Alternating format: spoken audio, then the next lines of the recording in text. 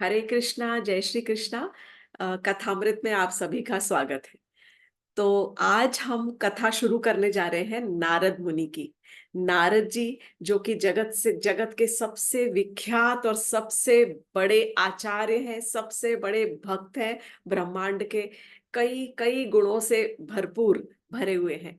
और नारद मुनि की हम आज जन्म की कथा सुनेंगे और उसके बाद धीरे धीरे एक दो एपिसोड्स में शायद कुछ और जहां पर भी नारद मुनि का योगदान रहा है एज आचार्य या गुरु के रूप में, भक्त बनाने के रूप में, किस प्रकार उनका भगवान की महिमा को बढ़ाने के, गरिमा को बढ़ाने के रूप में उनका बहुत योगदान रहा है। बहुत सारी कहानियां ऐसी हैं जहां पर वो भगवान के हाथों लिटरली एक इंस्ट्रूमेंट बन गए हैं कि भगवान ने उनको यूज किया है कुछ हमें शिक्षा देने के लिए। और इस प्रकार की कहानियां भी बहुत सारी है। तो आज हम नारद मुनि के जन्म की कथा के बारे में सुनेंगे। ओम अज्ञानतिमिरान्धस्य ज्ञानाञ्जनशलाकया चक्षुरुन्मीलितं येन तस्मै श्रीगुरुवे नमः।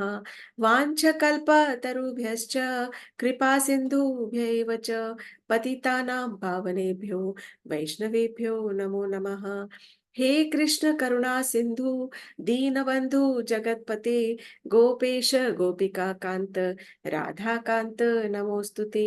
तप्त कांचन गौरांगी राधे वृंदावनेश्वरी वृषभानुसुते देवी प्रणमामि हरि प्रिये। हरे कृष्णा कृष्णा कृष्णा हरे हरे, हरे राम राम राम हरे हरे। तो भगवत गीता के 10वें अध्याय में अर्जुन जो है वो कृष्ण से प्रश्न पूछते हैं और वो कहते हैं कि हे कृष्ण, मुझे कृपया ये बताइए कि आप किस प्रकार इस सारे समस्त विश्व के अंदर, इन दिस एंटायर यूनिवर्स, आप किस प्रकार व्याप्त हो, किस प्रकार ऐसे फैले हुए हो, और मैं आपको किस रूप में मैं आपका स्मरण करूं। तब ये 10वें अध्याय में जब शुरू होता है उसके बाद बहुत सारे श्लोक हैं जब कृष्ण कह रहे हैं उनको कि मैं सिलेबल्स में ओम हूँ और मैं पहाड़ों में हिमालय हूँ। और वो कहते हैं कि हे अर्जुन पार्थ, मेरा जो ऐश्वर्य है वो तो असीम है। इट इज ऑप्युलेंट, जो है वो एकदम लिमिटलेस है। हर एक जीव के हृदय में मैं बैठा हूं, हर एक जीव के हृदय में, और सारे संसार में मैं इस प्रकार व्याप्त हूं क्योंकि मैं हर एक चीज का आदि भी हूं, मध्य भी हूं और अंत भी हूं। मेरा तो कुछ ये ना आदि है ना मध्य है अंत है, पर मैं हर एक चीज के अंदर मैं विद्यमान हूं। रुद्रों में मैं शिव हूं, और वो कहते हैं कि वेदों में मैं साम वेद हूं, ऋषियों में मैं भृगु हूं। बहुत लंबी लाइन है। और तब जाकर ये कहते हैं कि जो यज्ञ है, जो मेन चीजें मैं बता रही हूं आपको सिर्फ कुछ, जो यज्ञ और तप के अंदर मैं नाम जप हूं। सबसे इंपॉर्टेंट जो है यज्ञ और तप, उसके अंदर मैं नाम हूं। भगवान का नाम भी मैं ही हूं। और देवताओं के ऋषियों में मैं नारद मुनि हूं। तब कृष्ण भगवान जब अपनी अपने आप को एक्सप्लेन करने के लिए कह रहे हैं कि देवताओं के ऋषियों में जो मुख्य है, ऋषियों के अंदर मुख्य कौन है? भृगु ऋषि। पर देवर्षि, देव ऋषियों के अंदर जो मुख्य है वो नारद भी मैं ही हूं। इस प्रकार वो भगवत गीता के अंदर एक श्लोक आता है और यहीं से हम नारद मुनि को प्रणाम करके और उनकी कथा का आरंभ करेंगे। नारद मुनि भगवा सारे ब्रह्मांड के सबसे शुद्ध भक्त हैं, सबसे महान आचार्य हैं, जिन्होंने कई सारे भक्तों को, भगवान के भक्तों को भक्ति की राह दिखाई है। कई सारे, हम प्रहलाद महाराज की कथा सुन चुके हैं, ध्रुव की कथा सुन चुके हैं। प्रहलाद की माता को उन्होंने शिक्षा दी थी। प्रहलाद ने तो गर्भ में ही भगवत शिक्षा नारद मुनि से सीखी थी। प्राचीन बरही को उन्होंने शिक्षा दी है, वो हम सब थोड़ी थोड़ी आगे सुनेंगे। प्रियव्रत को शिक्षा दी है। इस प्रकार उन्होंने कई सारे भक्तों को भक्ति का मार्ग दिखाया है। अब नारद मुनि के जन्म की कथा आज हम सुनने जा रहे हैं। तो बहुत बहुत पुरानी बात है। Let us speak like that only, long long long time ago. बहुत पुरानी बात है, शायद सतयुग, और मतलब वी आर टॉकिंग अबाउट उच्च लोगों की बात कर रहे हैं कि जब गंधर्व लोक में एक गंधर्व रहता था जिसका नाम था उपबरहन। अब गंधर्व ऐसी जाति है, इट इज अ कम्युनिटी जो शायद देवताओं की कैटेगरी में भी नहीं आती, मनुष्यों की भी कैटेगरी में नहीं आती। हर एक लोक, जैसे कोई अगर मार्स में रहता है तो वो मार्शियन कहलाता है, मुंबई में रहता है तो मुंबईकर हो जाता है। इस प्रकार हर एक लोक का जो वासी है अलग है। तो गंधर्व लोक के जो वासी गंधर्व होते हैं वो बहुत सुंदर होते हैं, और सबसे खास बात उनकी खासियत क्या होती है कि वो संगीत में बहुत कुशल होते हैं, एकदम प्रवीण होते हैं, प्रवीण संगीतज्ञ कह सकते हैं उनको। वेरी नाइस, बहुत सुंदर गाते हैं, बहुत सारे के सारे जो गंधर्व है और सुंदर दिखते हैं। तो ये जो गंधर्व था जिसका नाम था उपबरहण, इस प्रकार का नाम का एक गंधर्व था, बहुत सुंदर था और बहुत अच्छा गाता था। परंतु एक प्रॉब्लम थी। प्रॉब्लम क्या थी कि उसे अपने आप से इतनी ज्यादा आसक्ति थी, अपने आप से, वो सेल्फ ऑब्सेस्ड विद हिमसेल्फ। कई सारे एक्टर्स दिखते हैं, अपने आप को शीशे में देख के अपना बाल बनाते रहते हैं, जब देखो बस यूं ही पोजेस मार मार के सेल्फी ले लेके और फोटो डालते रहते हैं। आजकल तो बहुत कॉमन हो गया ये। तो इसी प्रकार का ये गंधर्व था जो अपने आप से इतना ज्यादा ऑब्सेस्ड था कि अपने आप को, क्या ही ज्यादा आसक्ति हो जाती है ना, सेल्फ ऑब्सेस्ड, कि फूलों की मालाएं पहनेंगे, चंदन का पेस्ट लगा के घूमता था, और बहुत सुंदर सुंदर आभूषण पहनकर जहां पर स्त्रियां हो, नारियां हो, वहां पर ज्यादा घूमे ताकि वो मुझे देखे और फिर मैं स्त्रियों को रिझाऊं और नारियों को रिझाऊं और सबसे प्रशंसा का मैं पात्र बनूं, सब मेरी प्रशंसा करें। इस प्रकार का उसका नेचर था। तो एक बार की बात है कि स्वर्ग लोक में एक उत्सव का आयोजन हुआ। उस उत्सव में, स्वर्ग लोक में जब भी कोई उत्सव होता है, स्वर्ग के राजा तो इंद्र है, और जब भी कोई उत्सव का आयोजन होता है तो उसका चीफ मेन ध्येय एक ही होता है कि हम सब मिलकर और कृष्ण की गरिमा का, महिमा का बखान करें, टू ग्लोरीफाई कृष्णा। तो इस प्रकार का ही एक सभा और एक उत्सव का आयोजन किया गया, जिसमें सारी अप्सराओं को, गंधर्वों को, सबको न्योता दिया गया, सबको आमंत्रित किया गया। तो उपबरण भी वहां पर पहुंचे। तो जो गीत संगीत होता है वो ऐसा होना चाहिए कि जो भगवान की भक्ति में हो, वो भगवान की महिमा का बखान कर सके। पर उपभरण ने वहां पर बहुत सारी स्त्रियों को देखा और नारियों को देखा, and he got carried away. वो अपने ही उसमें बह गया, मद में, जो बोलते हैं ना, प्राइड के अंदर वो बह गया। और तब उसने जो गाना शुरू किया, intoxicated in his own self, उसने सांसारिक कुछ तरह के गीत गाना वहां पर शुरू कर दिया। तो सब सभा में जो उपस्थित थे देवता, सारे के सारे अचंभित हो गए कि ये क्या हो रहा है। Is he not in his senses? क्या इसे होश नहीं है कि ये कौन सी सभा में बैठकर गा रहा है? आप इस प्रकार के सांसारिक गीत यहाँ पर नहीं गा सकते हो। सारे देवता बहुत रुष्ट हो गए। अब जो प्रजापति होते हैं वो सारे ब्रह्मांड का कार्यभार संभालते हैं, और वहां पर प्रजापति भी उपस्थित थे। और वो प्रजापति बहुत रुष्ट हो गए, दे वर वेरी अपसेट विद उपबरण। और उन्होंने उपबरण को बुलाया और कहा कि तुम्हें, तुम्हारा व्यवहार एकदम दुराचार के जैसा था, और इसीलिए तुम दंड के पात्र हो। तुम्हें तो दंड मिलना ही चाहिए, तुमने इस प्रकार का आचरण किया है, दिस इज नॉट एक्सेप्टेबल। यहाँ के सभा के कुछ रूल्स हैं। और तब प्रजापतियों ने अपना आदेश सुना दिया और उपबरण को एक श्राप दे दिया कि तुम इस सुंदरता से इतने मोहित हो रखे हो, अपनी ही सुंदरता से, तुम इस सुंदरता से विहीन हो जाओगे और तुम्हें भूलोक पर जन्म लेना पड़ेगा, धरती पर जन्म लेना पड़ेगा।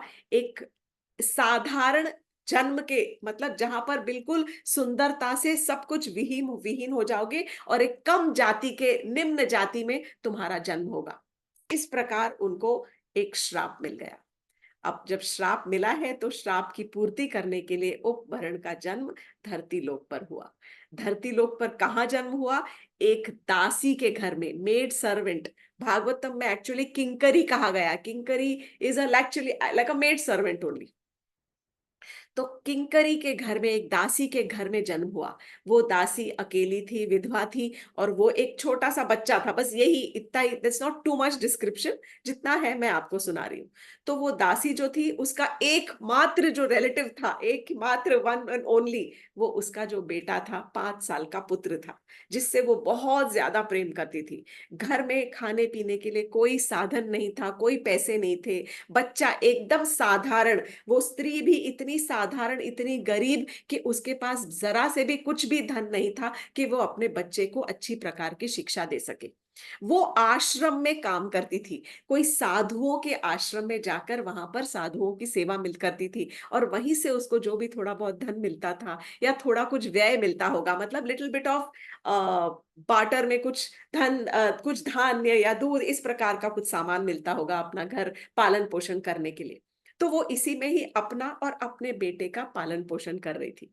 अब उसका जो बेटा था वो वही था उपभरण, जिसने उसके घर में जन्म लिया था। अब एक बार की बात है कि ये जो उसका बेटा, मैंने जैसे कि कहा, बिल्कुल मतलब जैसे कि हो या नहीं हो पता नहीं चलेगा, you will not even notice him, बिल्कुल साधारण था, सुंदर नहीं था, एकदम साधारण समझ लीजिए।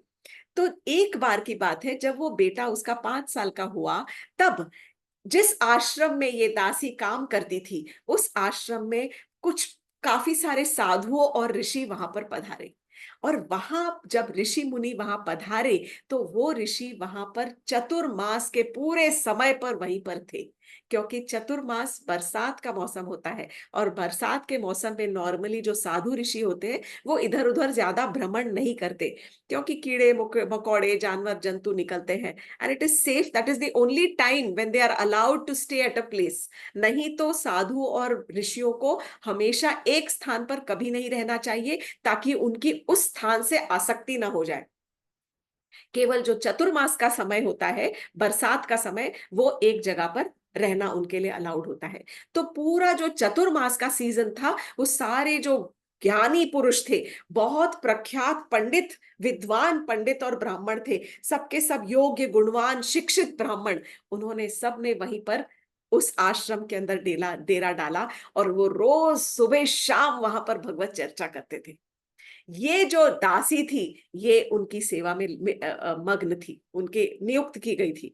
और उसका जो बेटा था वो रोज अपने घर से उस 5 साल के पुत्र को लेकर आती, और वो पुत्र भी थोड़े समय में उसको इतना रुचि उसकी उत्पन्न हो गई उस भगवत चर्चा सुनने में, कि वो बच्चा वो उन्हीं साधुओं की सेवा करने में लग गया। ये होता है किस्मत का प्रताप। अच्छे संग का फल ये होता है कि जब आप अच्छा संग कर रहे हो, तो वो आपकी जो पर्सनालिटी है, आपका चरित्र है, उसको एक आकृति देता है, इट शेप्स योर पर्सनालिटी। सत्संग बहुत ज्यादा जरूरी है। और ये ऐसा मौका मिला उपवरण को कि मैं उपवरण बोल रही हूँ, वो जो बच्चा था, जो उपवरण बालक बनकर पैदा हुआ था, कि वो 5 साल का बच्चा, उसकी रुचि डेवलप होने लग गई। जैसे माँ सेवा करती थी, उसी प्रकार से माँ से भी ज्यादा देख देख के वो बच्चा कई बार उन साधुओं के साथ में बैठता, उनकी बातें सुनता, भगवत चर्चा सुनता, जो भी भागवतम की या जो भी भगवान की चर्चा होती थी, महिमा का गुणगान होता था, कीर्तन होता था, प्रवचन होता था, वो सब सुनता। किसी को पानी चाहिए, लकड़ी चाहिए, कोई भी उनके किसी के कपड़े धोने हैं, किसी का प्रसाद लाना है, जिस प्रकार की भी सेवा वो कर सकता अपने शरीर से, वो उस सेवा में पूरी तरह से मग्न हो गया। वैसे ही वो बच्चा बहुत कम बोलने वाला था, वो नटखट नहीं था, was not at all naughty, कम बातचीत करने वाला और एकदम नॉर्मल आज्ञाकारी जो बालक होते हैं, इसी प्रकार का वो बच्चा था। तो साधु उससे बहुत प्रसन्न रहने लग गए, बहुत ज्यादा खुश हो गए। एक बार तो उन साधुओं ने उस छोटे से नन्हे से बालक को आज्ञा, परमिशन दे दी, उसने उनसे मांगा कि जब आपका जो झूठा खाना है, ये जो बचा हुआ है आपके थाल में, पत्तल में, क्या मैं वो ले सकता हूं? तो वो साधुओं ने उसको आज्ञा दे दी कि हाँ, this is okay, you can have. तो उसने एक बार उनकी आज्ञा से वो साधुओं का जो उच्चिष्ट, जो झूठा प्रसाद था, वो उसने पा लिया। तो ये तो मान्यता है, जो आध्यात्मिक जगत में जो जो भक्ति मार्ग पर चलते हैं, उनको सबको पता है कि यदि वो कोई साधु महात्मा का या कोई गुरु का जब उच्चिष्ट थोड़ा सा लेते हैं, तो उसके अंदर बहुत शक्ति होती है, बहुत स्पेशल ऊर्जा होती है, बहुत स्पेशल कृपा होती है, जिससे आपकी भक्ति में आपको आगे बढ़ने में सहायता मिलती है। और भी ज्यादा शक्ति इसलिए होती है क्योंकि वो आपके पुण्य, आपके पापों का नाश करने में आपकी सहायता करते हैं। तो उस बालक ने जो था, वो अब उसका मन और भी ज्यादा रुचि, उसकी रुचि जो थी भगवत चर्चा में बढ़ती गई। और वो नित्य समय बैठता, पूरे शरीर से उसकी जो चेतना थी अंदर से वो एकदम ट्रांसफॉर्म होने लग गई। His consciousness was getting transformed. क्यों? क्योंकि शरीर से उनकी सेवा करता था, उनके आगे प्रणाम करता था, झुकता था, कानों से उनकी सारी जो चर्चा थी उसका श्रवण करता था, मुख से उनके साथ बैठकर सत्संग और कीर्तन किया करता था, उनको हर समय प्रणाम करता था और उनकी सेवा करता था। इस प्रकार उसकी जो सारी चेतना थी वो शुद्धिकरण उसका होता गया। His consciousness became purified. अब जैसे ही बरसात समाप्त हुई, सब चौमासा खत्म हो गया, मतलब बारिश का समय, पतझड़ का समय सब समाप्त हो गया, तो साधु महात्मा उस आश्रम से चले गए। अब आश्रम तो खाली हो गया, क्योंकि वहां पर अब जो इतने सब गेस्ट आए थे, इतनी सुंदर जो वातावरण बना था, वो सब खत्म हो गया। लेकिन जो बालक के मन में जो भक्ति का बीज था वो तो बैठ ही चुका था, और वो कई बार उस भक्ति के बीज से ही कई बार एकांत में बैठ के वो भगवत नाम के ऊपर ध्यान करना उसने शुरू कर दिया था। एक बार की बात है, बहुत ही अनहोनी और बहुत अमंगल और दुर्भाग्यपूर्ण घटना हुई। एक दिन शाम के समय, जब माँ को लगा, उसकी जो माता को ऐसे लगा कि घर में दूध नहीं है, तो वो अंधेरे के समय पर बाहर को निकली और उसने सोचा कि मैं गैया का दूध जरा सा दूह कर और अपने घर में लेकर आती हूँ। तो पर जैसे ही वो दूध दोहने के लिए निकली, गैया का दूध दोहने के लिए, तब उसका पैर अनजाने में किसी सांप के ऊपर पड़ गया, और उस विषैले सांप ने उस माता को डस लिया, और डसने के बाद तुरंत वहीं पर इमिडिएटली उस माता की मृत्यु हो गई। अब ये जो बालक था, वैसे ही इसका और कोई नहीं था, अब जो बालक था और भी ज्यादा अकेला हो गया। ही वॉज ऑल अलोन, पूरे जगत में एक अकेला 5 साल का बालक, क्या ही कर लेगा वो।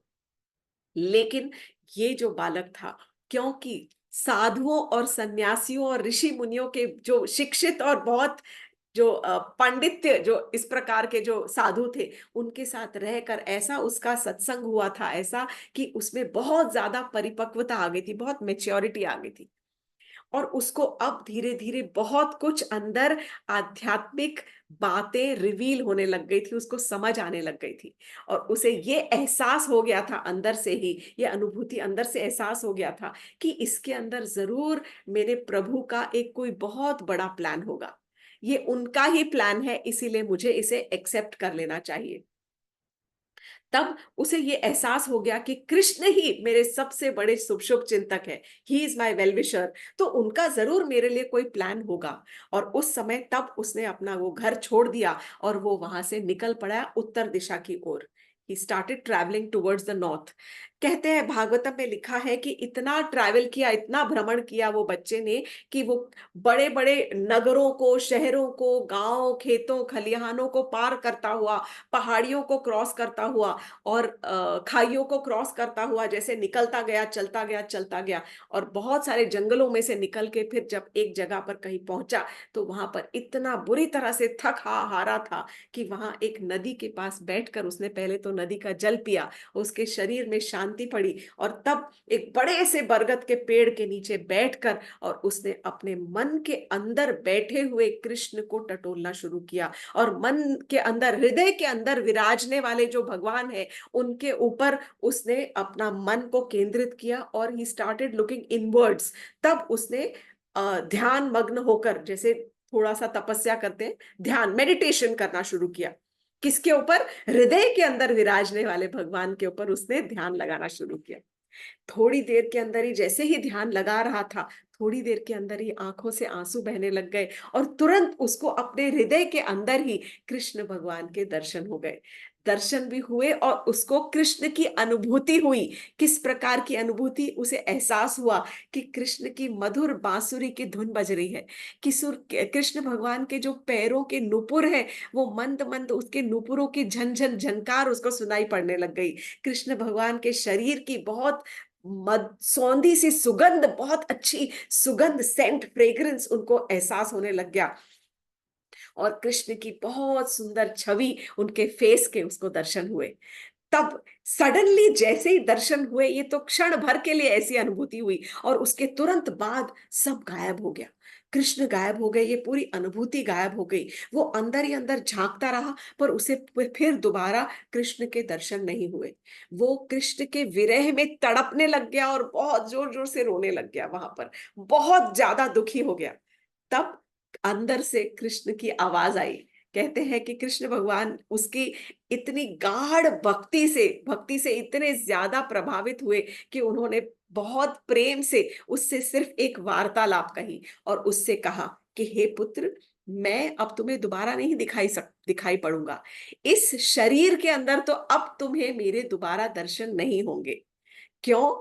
क्योंकि मैं जिस शरीर के अंदर इतनी सारी अशुद्धियां होती हैं और जिनकी सेवा अपूर्ण रह जाती है, उस शरीर से तुम मुझे देख नहीं सकते। Now this sentence is for all of us. जो हम अगर कृष्ण को देखना भी चाहते हैं तो हम नहीं देख पाएंगे, क्योंकि जब इतने बड़े भक्त को कृष्ण ने कह दिया कि जब तक तुम्हारी सेवा अपूर्ण है और तुम्हारे शरीर के अंदर या तुम्हारी भक्ति में अशुद्धियां हैं, इट इज इम्प्योर, तब तक तुम्हें मैं दर्शन नहीं दे सकता। इसीलिए तुम्हें ये शरीर त्यागने के बाद, परंतु मैंने तुम्हें इसीलिए अपने दर्शन करवाए हैं। एक तो झलक दिखवाया ना, झलक मैंने इसलिए दिखाई क्योंकि मैं तुम्हारे अंदर की इच्छा को और प्रबल करना चाहता था। ये इच्छा को कि तुम मुझे मुझे प्राप्त करो या मुझे मिलो या मुझे देखने की, मुझे मिलने की जो इच्छा है, भक्ति की जो इच्छा है, उसको और स्ट्रॉन्ग और इंक्रीज करना चाहता था। इसलिए मैंने तुम्हें वो एक छोटा सा ट्रेलर दिखाया। जैसे मूवी थिएटर में जाके एक छोटा सा ट्रेलर देखते हैं और फिर लगता है अरे ये तो पिक्चर बहुत अच्छी होगी, इसे देखना चाहिए। इसीलिए इसी प्रकार कृष्ण भगवान जी ने कहा कि मैंने तुम्हें छोटा सा एक ट्रेलर दिखाया था, अपने सुगंध की, अपनी बांसुरी की, अपनी झनकार की, नूपुर की। पर अब ये जीवन तुम्हारा पूर्ण होने के बाद इस जीवन में तुम ध्यान करो, तुम मेडिटेशन करो, और जब तुम्हारा अगला जन्म होगा तो अगले जन्म में तुम मेरे एक बहुत नित्य पार्षद बनकर, तुम्हें एक आध्यात्मिक शरीर मिलेगा और तुम मेरे एक नित्य पार्षद बनकर तुम पैदा होगे। ये कहकर और कृष्ण वहां से अंतर्धान हो गए। ये जो बालक था वो द्वेष रहित था। ही वॉज नॉन एनवियस, बहुत ज्यादा दीन, बहुत हम्बल। धीरे धीरे उसने अपनी चेतना को कृष्ण की भक्ति में लगाया और वो ही पूरा जीवन जो बालक का था उसने अपनी कृष्ण के ध्यान में बिता दिया। जो नॉर्मल समय आया, जब उसका नॉर्मल समय आया, तब उसने उस शरीर को त्याग दिया। और शरीर के त्यागने के बाद तब क्या हुआ वो सुनते हैं अब। उसके बाद जब अगला जन्म हुआ, तब जैसा कि कृष्ण ने प्रॉमिस किया था, तब ब्रह्मा जी ने उसको इस सेम, अब वो जो उपकरण था वो बालक बना।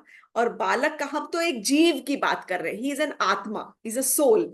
तो वो जो जीव था उसको ब्रह्मा जी ने अपने मानस पुत्र के रूप में जन्म दिया। और तब ब्रह्मा जी के मानस पुत्र के रूप में जन्म देकर उनका नाम नारद पड़ा। और नारद मुनि को कई सारे वरदान दिए। सबसे पहले तो ब्रह्मा जी उनके गुरु ठहरे। ब्रह्मा जी ने उसको शिक्षा दी उनको, और शिक्षा देने के बाद संगीत में तो बहुत ज्यादा प्रवीण और कुशल थे, तो एक वीणा भी थी।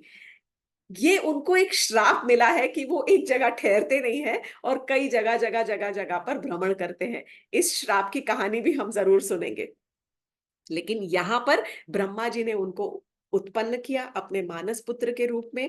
और तब ब्रह्मा जी ने उनको वीणा दी और कहा कि आप जहां पर भी भ्रमण करेंगे, हमेशा केवल भगवान के ही नाम का जाप करेंगे, केवल भगवान की ही गरिमा का ही महिमा का ही गान करते रहेंगे। इस प्रकार उनको आशीर्वाद दिया। और इस प्रकार वो नारद जो थे, वो एक्चुअली 12 महाजनों में से एक है।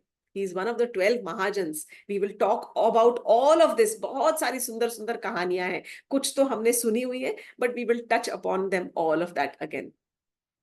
इस प्रकार जो उपकरण थे वो छोटे से बालक बने, पर छोटे से बालक को सेवा और सत्संग का ऐसा सुंदर मौका मिला कि जिसका उन्होंने पूरी तरह से फायदा उठाया। और यही सत्संग के फायदा उठाने की वजह से ही उनका उसी जो आत्मा का दोबारा जब जन्म हुआ, तब वो नारद मुनि के स्वरूप में उनका जन्म हुआ।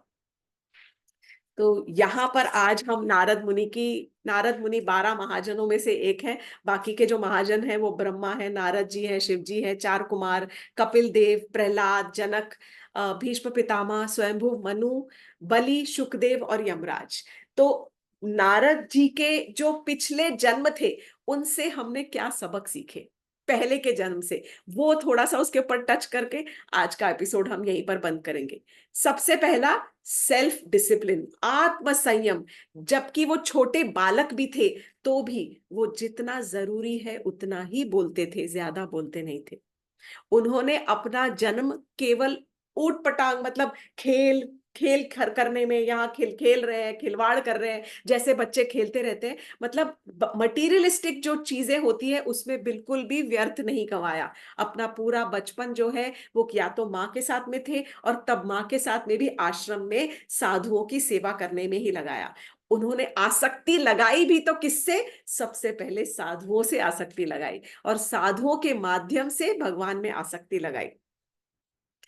बहुत ओबीडियंटली, आज्ञाकारी तरीके से उन्होंने महान सेवा, जो ऋषि मुनि थे उनकी सेवा की। और सबसे इंपॉर्टेंट इस श्रुति, जो भी वो बालक के स्वरूप में वहां पर बैठकर वो चर्चा में बैठे रहते, तो उन्होंने बहुत ध्यान और एकाग्रता से उन्होंने सब सुना। और सुनना, दिस इज द फर्स्ट, सबसे पहला गेट ये है।